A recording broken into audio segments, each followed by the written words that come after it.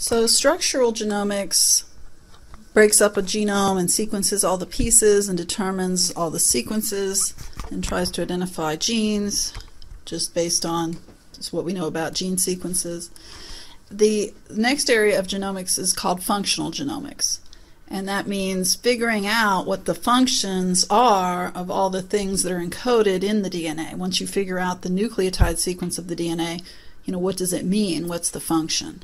And so it really includes the identification of all the types of RNAs that are transcribed from a genome, and then would also include the proteins that are encoded by the genome, and the determination of what those RNAs and proteins do in the cell.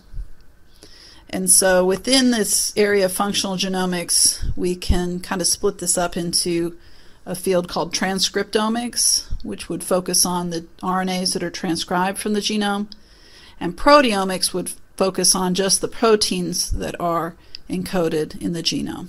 Of course, we have RNAs that are not translated, and so the untranslated RNAs wouldn't be studied in proteomics, but would be studied in transcriptomics. So studying transcriptomics, studying the RNAs encoded by the genome, proteomics, studying the proteins that are made from some of those RNAs. One thing that's become really big in this area is using microarrays to look at gene expression in different cell types and to try to figure out if you can make any correlation between what genes are expressed in a cell and what the fate of that cell might be. For example, they use microarrays to identify genes that could predict gene expression that could predict the reoccurrence of breast cancer in patients who have had treatment for breast cancer. So what they do is they attach basically all kinds of DNA probes onto a microarray chip, which is a small silicon chip where they can attach DNA directly to the chip. So they have DNA that represents different genes of all types. Each gene DNA piece attached to a different pad on the chip. Then they can take cells. For example, they have a patient, they can take cancer cells. Maybe they have a tumor that they biopsied or removed, so they can get cancer cells from that. And they can also take normal cells from that person. And what they're looking for is what genes are being expressed in the cancer cells that maybe aren't being expressed in the normal cells, and vice versa. So they take the cancer cells and they extract all the RNAs from those cells. That represents all the genes that are being expressed. And they also take the non-cancer cells from the same patient and extract all the RNAs from those cells. And they're focusing here mainly on messenger RNAs. And we know that messenger RNAs have a poly A tail at the 3' end. And so using that poly A tail, we can attach a poly T DNA molecule to these RNAs by complementary base pairing.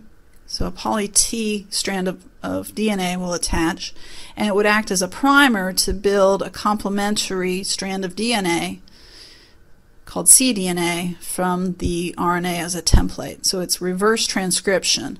We're using the mRNA as a template, and we're building strands of cDNA or complementary DNA. These are DNA strands that complement with the RNAs that are expressed from the cells. Then we attach to those cDNAs either a red fluorescent molecule or a green fluorescent molecule. The red fluorescent molecule represents the strands that are represents genes that are being expressed in the cancer cell, and the green fluorescent molecule is marking the genes that are being expressed in the normal cells. And then you wash these molecules together all across this microchip, this microarray. And any gene that's being expressed in the cancer cell will hybridize or stick to one of our probes from our cancer cell, and any gene that's being expressed in the non-cancer cell will stick to our probe that comes from the non-cancer cell. So basically each pad on the microarray will either glow red if that pad is holding a gene expressed in the cancer cell. It'll glow green if it's a gene expressed in a non-cancer cell. And if it's expressed in both cell types, the combination of the red and the green is picked up as a yellow in the way the fluorescence is mixed together. And so when you do this, they have done this, and what they've been able to figure out, at first you just get all these spots and you have to figure out what it means, but what they did was they organized the patients according to those who had had no cancer after 5 years. Those are shown on the top part of this picture here at the bottom. And then those who did get cancer within 5 years. So a good prognosis is correlated on the top, and a recurrence of cancer is shown on the bottom. And what you can see is the pattern of gene expression is consistent, more or less. The people on the top part of this microarray had expression of, the green represents expression of these genes in the normal cells but not the cancer cells. The red represents expression of these in the cancer cells only but not in the normal cells. So that pattern more or less corresponds to a good prognosis in the long term.